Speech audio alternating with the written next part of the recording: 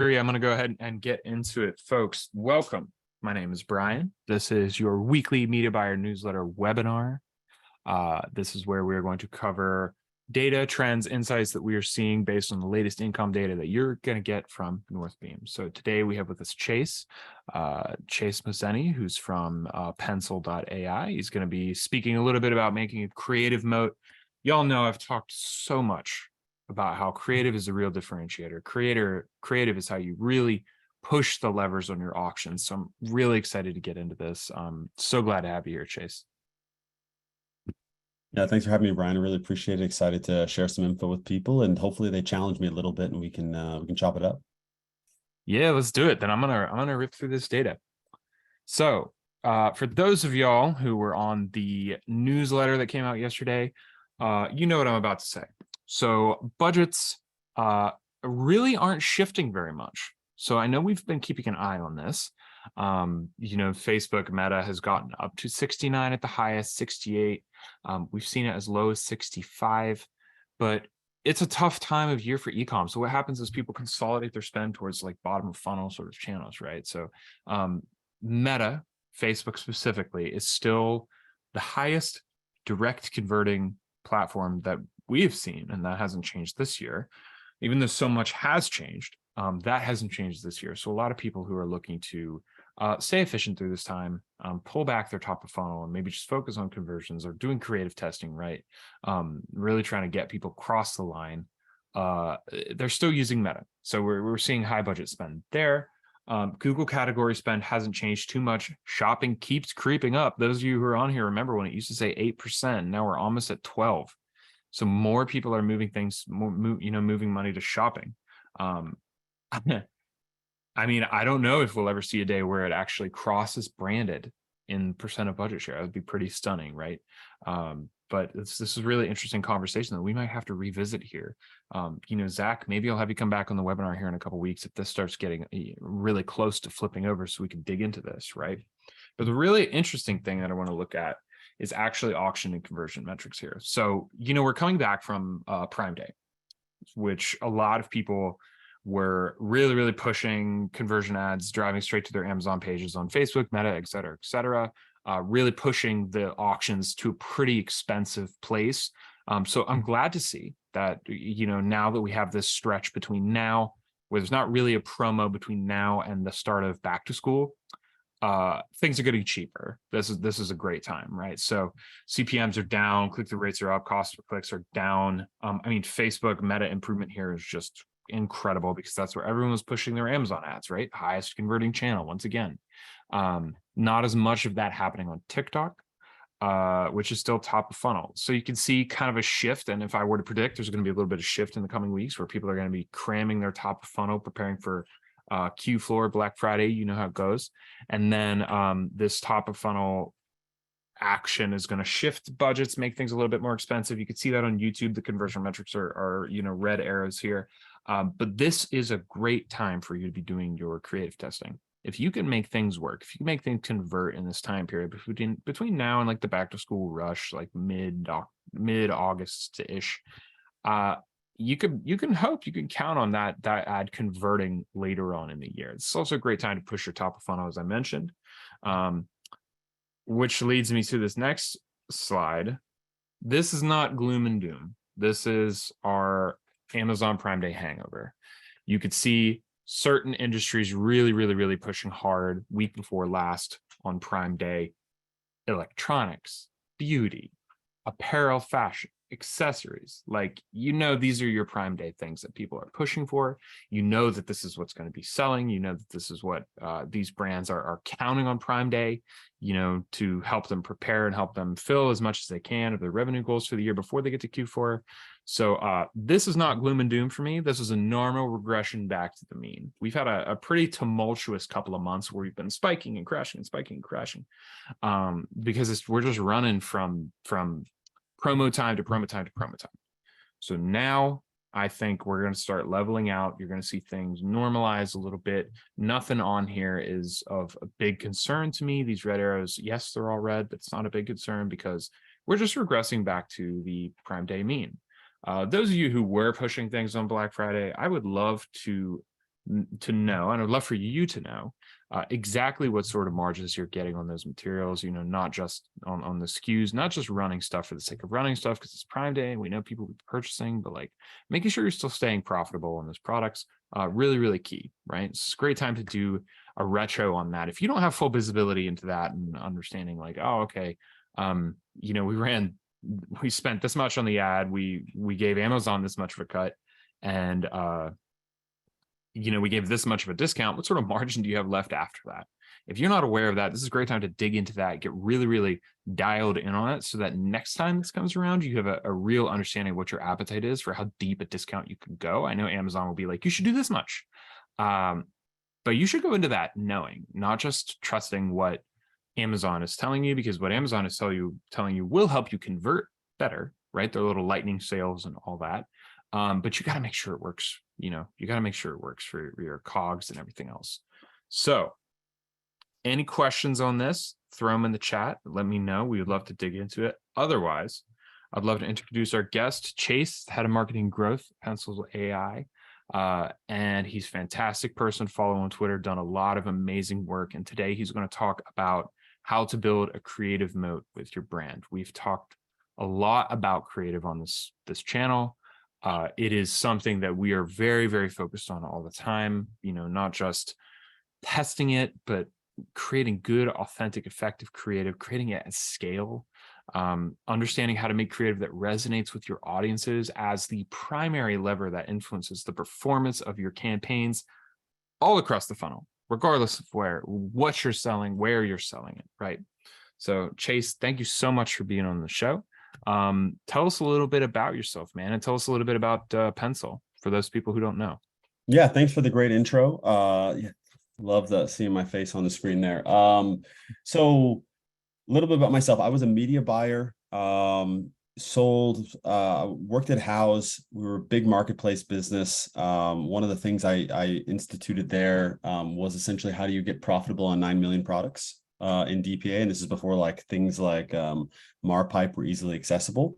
So, you know, the old Twitter bio, spend this much amount of money on Facebook, transition to B2B because I saw a real need in this creative space, like you've been mentioning a few years ago, and wanted to build one of the solutions that was going to help media buyers do the things I wanted to do that I was incapable of.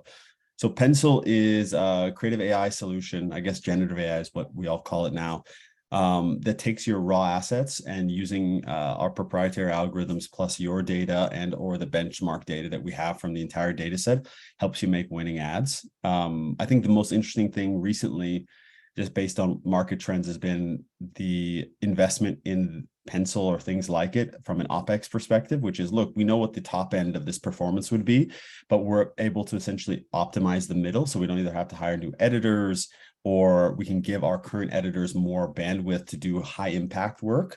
And we'll let a system like Pencil or someone else do a lot of the low lift stuff that we can just get out, ship out the door and test at a clip that we wouldn't have been able to beforehand. So Pencil allows you to do that, you know, 10x faster, 10x cheaper, kind of standard line you give people. But yeah, that's what we've been doing. And we've had about 5,500 clients pass through or work with us over the last few years since I've been there. So yeah, it's been a blast, and excited to talk to you guys about building a moat with ads. Let's get into it then. I'm gonna stop sharing and I'll toss it over to you so you can share your presentation here and just take us away. You got it. All right. So you guys got me? Fantastic. Yep, looks good. So first thing I want to do is just level set on what a moat is. I think a lot of people will toss this around on different social channels and talking about it, and it sounds really, really sexy and fun. So a moat is a broad, deep ditch that's meant to protect a castle, right? Like this is the actual textbook definition. It's a similar thing when you get to the business definition, but it's really about competitive advantage. How can you be able to protect yourself in a long-term market where people are essentially attacking you and trying to take market share from you so that you can make more profits? So like level setting that, okay, we know we want to protect ourselves. We know we want to keep our market share or grow our market share. What do we need to do to protect our competitive advantage? So based on my work at Pencil with all of these different brands, what we've seen work really, really well is saying, okay, I have a brand and I have this distribution asset, also known as ads, and the Facebook and or other channels that Brian mentioned before, algorithms that I can distribute this content on. So there are 4 different types of moats. There's network effects, there's cost, there's cultural, aka brand, and there's resources. So we're going to focus on cultural or brand and how you can actually make that much more powerful through ads. So I always want to remind you why you should actually be building this moat. There's competition. It's baked into that business definition of moat. Total addressable markets are TAM expansion and brand fluidity. So brand fluidity is a really interesting one that I want to double click on for a second.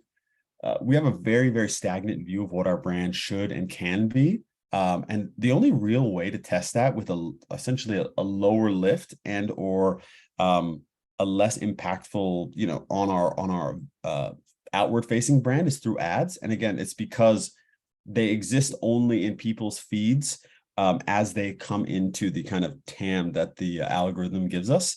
So it allows us to test into new things. And I'm going to give you a little example of what brand fluidity looks like in a couple of slides. So this again is just a visualization of why those things matter. So I'm going to give you some stats on why these things matter. And again, pop any questions you have in the chat. We'll either get to them now or at the end. Brands find 1 in 10 winning ads. So Brian, I'm going to be excited to talk to you about this a little bit at the end, but essentially the data supports that if you run 10 ads, 1 is going to be a winner. What do I call a winner? How do we define that? It's about 10% above your baseline for any given, any given metric, i.e., ROAS, CAC, whatever that is. 2 to 3 are kind of, baseline. I always call them Pac-Man ads. They can scale, they can drive revenue, but they're not going to be those incremental profit drivers. And then the rest are dogs. They don't perform, but the great thing about those, you learn what actually people are responding to, and you can iterate based off of that. The problem with that is most brands spend or test less than 5 ads per week.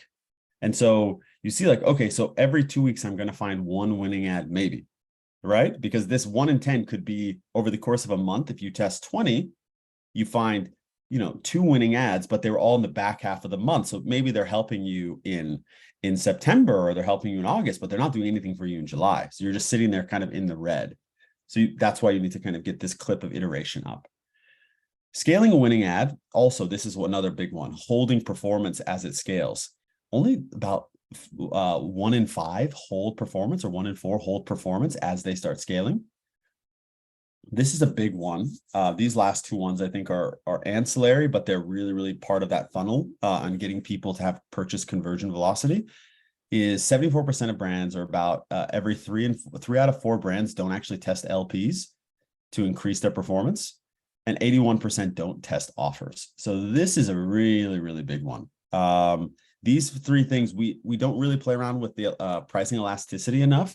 Obviously, charge more to see if you can actually have that margin with your increase that margin with your customers.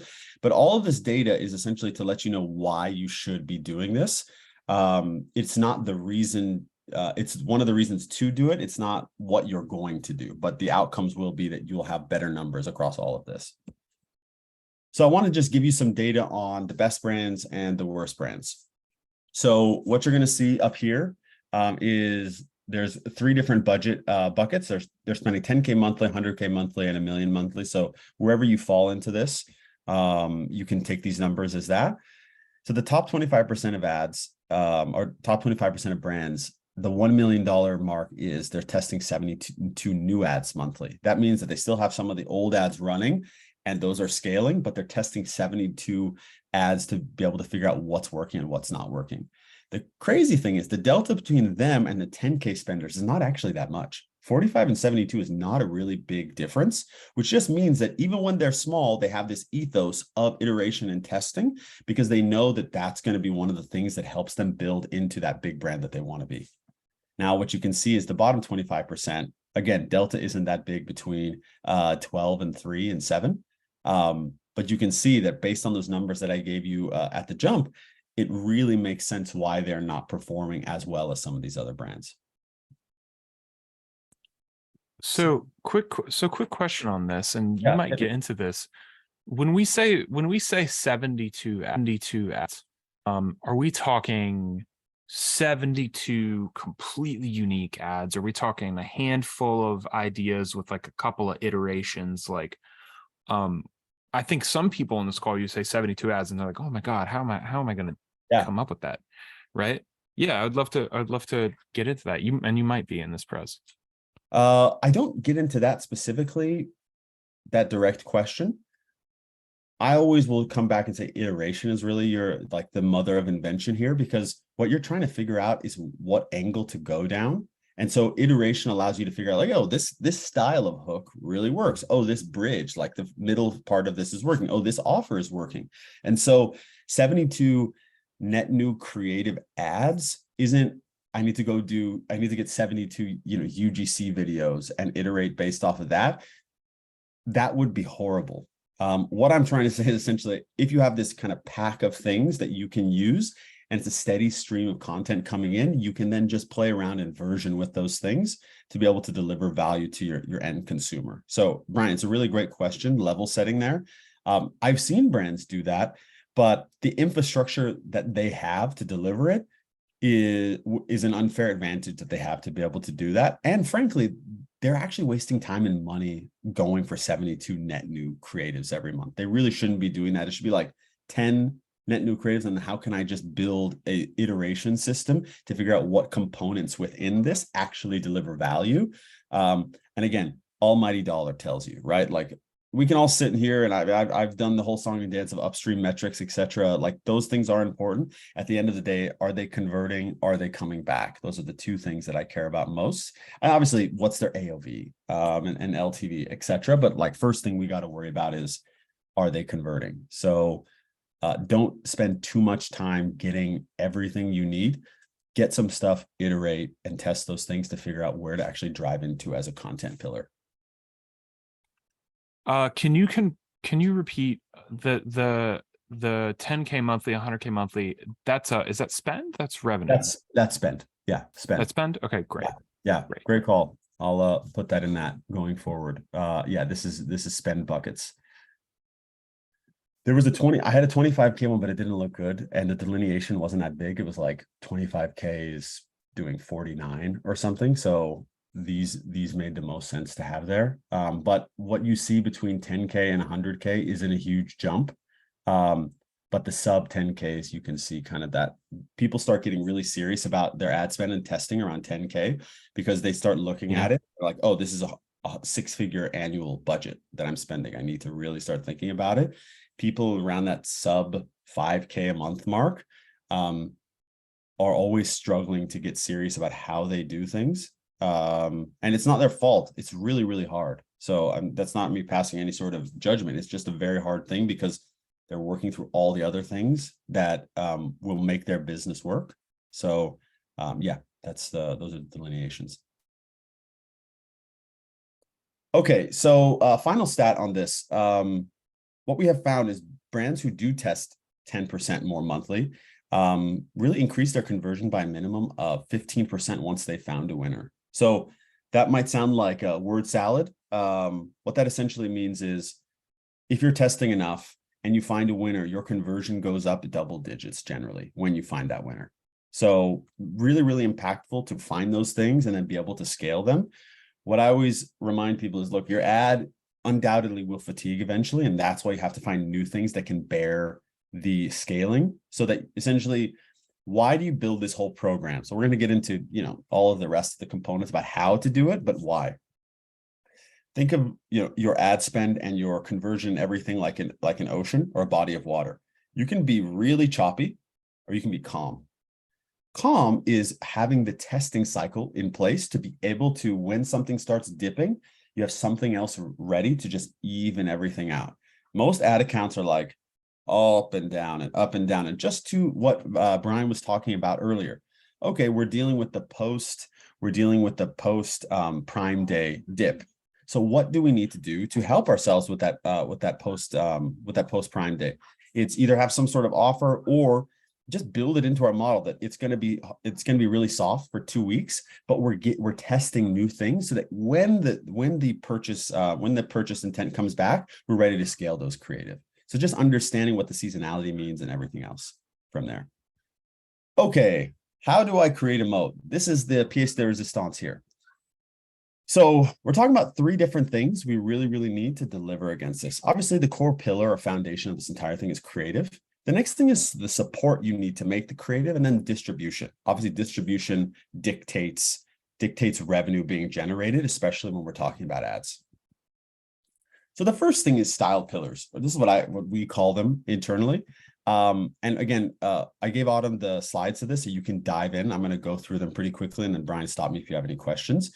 There are different types of creatives that go into every account, and a lot of people get very focused on one style of creative, and you're essentially closing yourself off to a huge amount of TAM, if you will, or like opening up your SAM, which is serviceable addressable market, right? You get very niche down, which is great, but essentially there is a moment where you've served all of them, and all the people who are bottom funnel that you don't have to warm up and bring down the funnel are gone, and there are bottom funnel people in 3 to 4 different segments, and styles bring you there. So obviously within these styles, you have different messages, different creative, different offers, right? So I'm going to paint you a picture of what diversity can do. So again, this is what I was talking about. So let's talk about variations. So let's say you have 4 different styles, A, B, C, and D, and they're different market segments that they control. Within those, you need variations. So let's just say, again, style A has 40%, style B has 15%, style C has 27%, and style D has 18%. You now control the entire market, and you have 27 variations going. Now, the math is just perfect on this. This is not how this will actually work in practice, but you can see kind of when you start widening the aperture of what your customers are able to interact with, you're going to be able to deliver a lot more value and extract a lot more value. Like, okay, I'm saying customers, I want to always be focused there, but just as people running a business, we have to extract value from them as well. And the best way we can do that is through widening the way that they see our brand. So y'all, I see this every day. Yeah. I see it every day.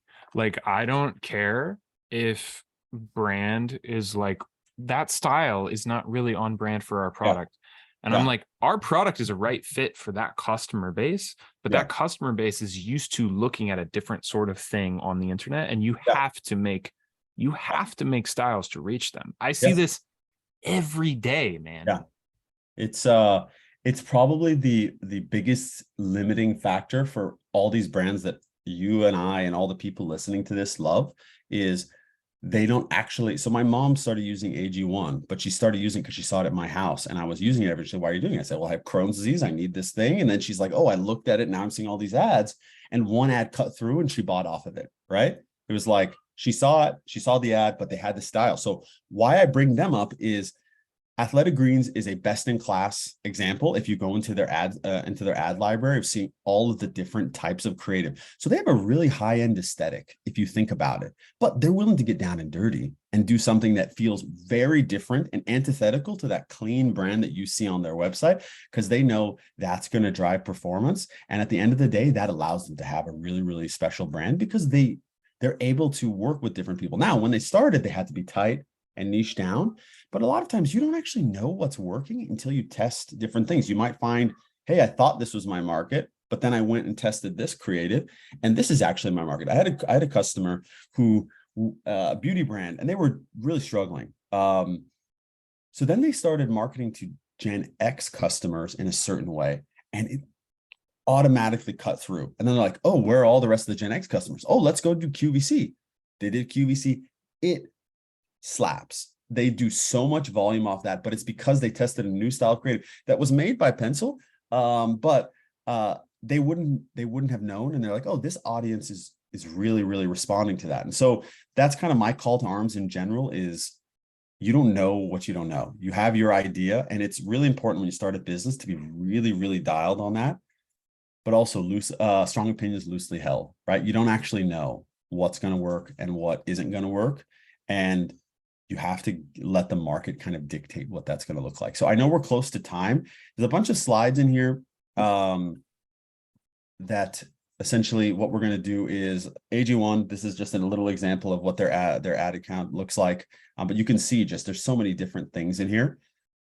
So like support, this is a really, really big one. And a lot of people get very focused. And what I would do is like, look at this list, go do a price analysis. Within that, model out what it's going to look like for you in terms of spend, but also the outcomes that you're going to get, and then figure out what you can do today, but also like backdate when you're going to get to the next set of things. Because I think what we all do is we're just trying to catch up continuously and be reactive to this, where you can be really, really proactive with where you want to be in 6 months with your creative diversity and say, okay, today I can only do 1, 2, I can only hire a creative agency, or I can just do creator source UGC, but I'm going to get an in-house designer in the next 6 months so that I can deliver against this long term. So the same way you do all this, this modeling and forecasting for cash flow, you got to do that same kind of thing for creative, because it dictates a lot of what the cash flow actually looks like.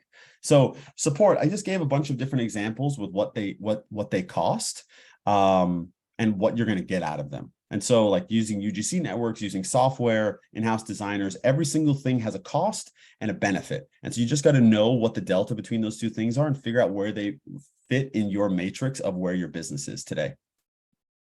So that's, again, a visual of what that looks like. So again, another example of this is practical support. So again, this is an example, but you have a creative agency that gets some high-end footage for you and some UGC. You go to a provider like Suna, so you don't have to do a real photo shoot. They'll do some stuff for you, spend $500, get 10 nice photos out of them. You plug them into something like Pencil or another system to amplify what you have.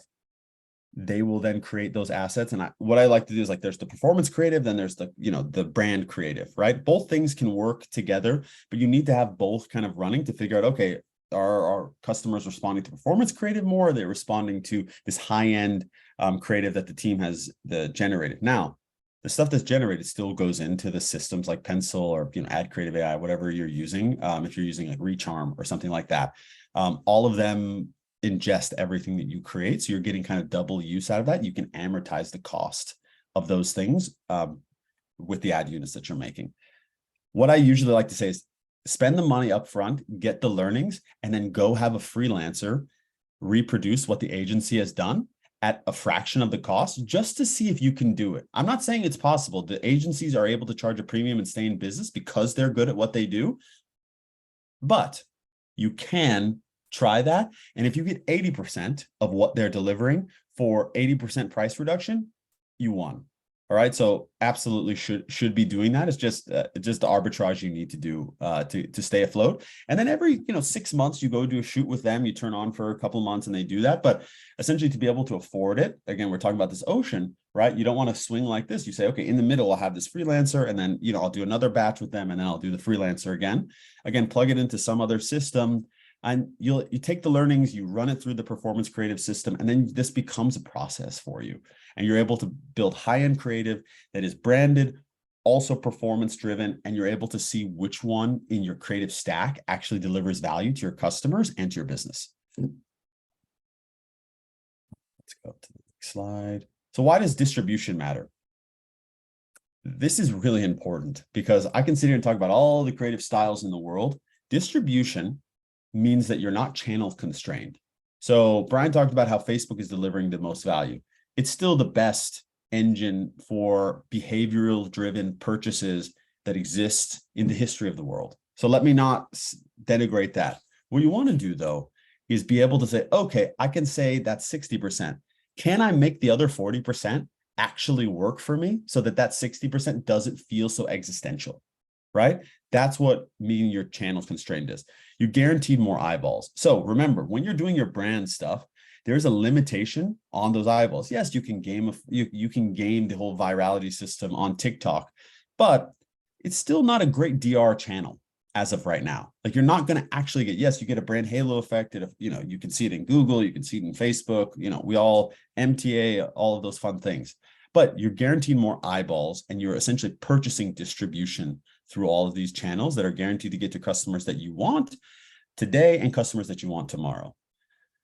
Your TAM expands. Again, this kind of comes back to more guaranteed eyeballs. You have a higher chance of word of mouth. This is a big passion of mine. Okay. Word of mouth brings down your CAC. This is a really, really big thing. There's a thing called viral coefficient or your word of mouth coefficient. And so what you want to do is do everything that you possibly can to deliver word of mouth coefficient to your business, because it brings down your CAC, brings new customers into the fold. And those word of mouth customers are actually huge word of mouth drivers long-term, because they have a different, how do I say this? They have a different relationship with your brand. And so you can build these things into micro things within your conversion funnel, but absolutely have higher chance of word of mouth just because your distribution is higher. Brand halo effect. We all know this. You go into your GA or some other channel and it's saying, I don't know where this came from, right? It generally comes from your ads. Or it comes from some sort of organic social place that doesn't have any tracking. I'll give you a funny story. Pencil, we have a really, really nice following, not size-wise, but people just mention us a lot on Twitter. The only place on the internet that we're named Pencil AI is Twitter. That is our #1 search term in Google, right? So you're like, okay, this is directly correlated. Again, it's a small one, but I'll just give you that as an example. And then distribution matters because you can test offers and pricing elasticity with your customers. This is really, really big. As you know, cost, you're always trying to cut costs, but that doesn't work. And eventually there will be a ceiling with which you hit where you're cutting costs and trying to optimize your operations. Your pricing elasticity really matters here. And very few people are confident enough or have a good enough way to do this. Ads are a perfect way to be able to funnel people into a flow that essentially, let's just say you bump it 10%. You'll be able to see, with statistical significance, if you're running a nice volume to it within a week or two, whether there's actually something there that you can expand to your entire customer set going forward. So this is really why I think distribution is such an important part that we don't really talk about when we're like, oh, make creative part of no. You need creative to be able to make sure that the distribution is actually valuable, but you need the distribution to actually make sure that the creative is valuable. So there's a very symbiotic relationship there. So why? You can create unlimited variations of ads. You have an uncapped ability to figure out what your core and adjacent customers is really the big one, will respond to. Lessen the valleys of ad fatigue, which I already talked to, and you can launch new products with velocity. Right? This is a really big one because a lot of new products, you put them out there in the world and they are dead on arrival. And so ads allow you to do that, plus figure out what creative is actually going to make them fly. So how does one create this moat? I talked about all this stuff. So like, again, this is more stuff kind of dialing into it, but ads are predictable. Audiences are actually predictable as much as you don't think they are. They eventually become predictable. Consumer psychology becomes predictable. You can unlock new offers and word of mouth becomes predictable. So you kind of look at it, you're like, well, why wouldn't I do this? The same way I make my supply chain as predictable as possible, shouldn't you be making your creative supply chain as predictable as possible? Right? So a lot of this, if you read stuff on Twitter or LinkedIn, there's a lot of things that are very fraught with creative. There's a lot of people kind of talking really loudly about what you need to do. If you think about it, just like a finance portfolio, you are very dialed on how you actually look at them, how you move capital, why you're doing the things that you're doing. Same thing goes for creative. Don't get too high, don't get too low. Just try to build a repeatable system that actually raises the floor of what your performance is and doesn't allow you to be subject to the peaks and valleys of seasonality or different things, or having one. How many ad accounts, Brian, have you been in where someone has one winning creative that essentially, if it goes down, they are FUCK'd, right? Like, absolutely. I see it every day. So I can name, I think I can name 5, but I'm not going to. Yeah, absolutely. Absolutely. I got 5. Yeah, 5 just off the top of my head. So these are some tools to use. You have them in the takeaway that I think are really valuable for your creative stack. And these are some brands to look at that do really, really good job. Athletic Greens, Ritual, Vessi, Obvi, and True Classics all do an incredible job of having nice variety in their ad creative. Some of it's high end, some of it's low end or ugly ads, like Barry always talks about. It's really, really important to do. So that's it. You want to contact me? That's my email, chase@trypencil, or you can hit me on Twitter. If you want to take it for a spin, free trial. go try pencil.com. Chase, this is fantastic stuff, man. Like easily one of the best webinars we've had on creative production. Like this is something that plagues so many of our users. I am sure I will get questions on YouTube that's going to go up right after this. Yeah. We're going to push that all along. So everybody, you're all going to get this in your inbox and everybody's going to be able to follow up with us. Chase, thank you so much for being on this, man. Thanks for having me. This was great. And this is something I'm definitely going to, push out to our audience and push to our current customers, because this is only going to get harder, Dude. and I think you're very balanced. I love predictability. I love sustainability.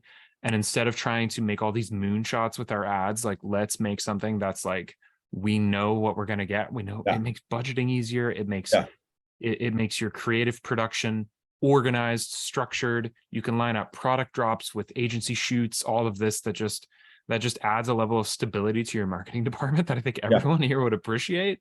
So like, thank you so much for coming on here and sharing all this info. Yeah, I appreciate it. Thanks for having me. And guys, just like Brian said, ads can be just as predictable as your finances or your supply chain. Just lean into that and good things will happen for you. Chase, thanks so much for being on. Thank you. Everybody, we'll be here same time next week. And we hope to see you there. Cheers. Thank you. Thanks, everybody.